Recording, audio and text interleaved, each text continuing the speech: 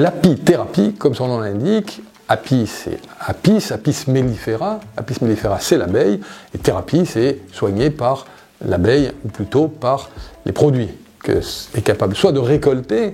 soit de transformer l'abeille à partir du pollen, voire des sécrétions de certains pucerons qui vivent sur les arbres, soit de la résine qu'on peut récupérer sur les écorces. Et l'abeille, c'est une extraordinaire modificatrice de produits phyto, en produits qui sont d'une extraordinaire complexité et qui ont un impact majeur sur la santé. Les miels, et je dis bien les miels parce que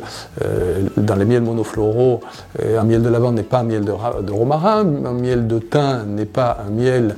de mélisse, ni de cyste, et ils ont tous des vertus communes, mais des différences parce que le pollen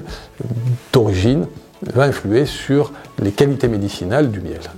Parlons des pollens eux-mêmes, puisque eux sont récoltés et récupérés en partie à l'entrée de la ruche par l'apiculteur, eux aussi ont un impact, et on a découvert il y a quelques années, par exemple, que certains pollens avaient une action sur le déséquilibre au moment de la ménopause, sur les bouffées de chaleur.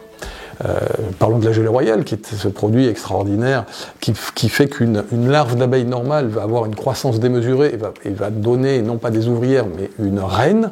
et qu'on utilise de manière traditionnelle depuis le Moyen-Âge sur la convalescence, les suites de maladies. Parlons de la propolis, qui est utilisée par les abeilles pour boucher les trous de la ruche et qui est une merveille antiseptique et qu'on va utiliser avec bonheur, soit dans des refroidissements, soit en prévention pour stimuler nos défenses naturelles. Quoi qu'il en soit, les domaines d'action sont vastes et on voit que la ruche est capable de produire toute une série de produits qu'on pourrait presque appeler des médicaments.